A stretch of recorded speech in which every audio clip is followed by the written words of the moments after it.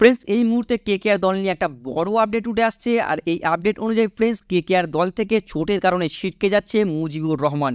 হ্যাঁ ফ্রেন্ডস, আমরা গত কয়েকদিন ধরেই মুজিবুর রহমানের চোট নিয়ে বিভিন্ন আপডেট পাচ্ছিলাম, আর একটা কনফিউশন চলছিল যে মুজিবুর রহমান খেলবে কি খেলবে না।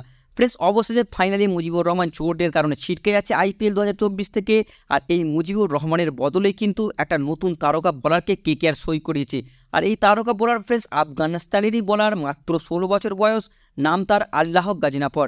ফ্রেন্ডস ইতিমধ্যেই আল্লাহ গাজনাফর কিন্তু 16 বছর বয়স হলেও আফগানিস্তানের জাতীয় দলে খেলেন।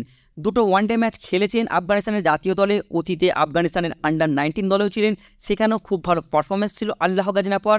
ফ্রেন্ডস দুটো ওয়ানডে ম্যাচ ছাড়াও আল্লাহ গাজনাফর এখন পর্যন্ত 3টে টি-20 ম্যাচ খেলেছে।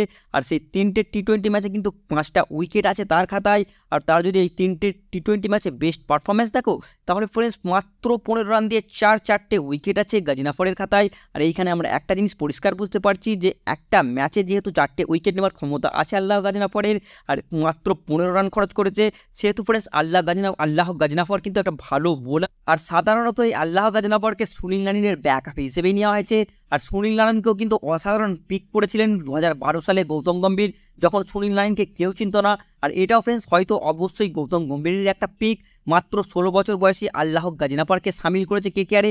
আর এই আল্লাহ গাজনাফর কিন্তু বড় চমক হতে পারে আইপিএল 2024-এ, কারণ ফ্রেন্ডস আমরা অতীতে সবসময় দেখেছি যে অচেনা বোলাররা কিন্তু ভালো পারফরমেন্স করে আইপিএলে, আর নতুন করে চমকে দেয় সবাইকে, বিশ্ব ক্রিকেটকে। তাই ফ্রেন্ডস গৌতম গম্ভীরের এটা ভালো পিক হতে পারে আল্লাহ গাজনাফর।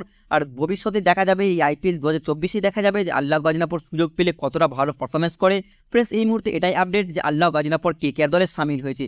ফ্রেন্ডস তোমাদের মধ্যে কি বলে, মুজিবুর রহমানের বদলে এই মাত্র 16 বছর বয়সী এত কম বয়সী আল্লাহ গাজনাফরকে নিয়ে কতটা সঠিক হয়েছে সেটা কিন্তু অবশ্যই কমেন্টে জানাবে। আর ফ্রেন্ডস ভিডিওটি দেখার জন্য তোমাদের অসংখ্য ধন্যবাদ।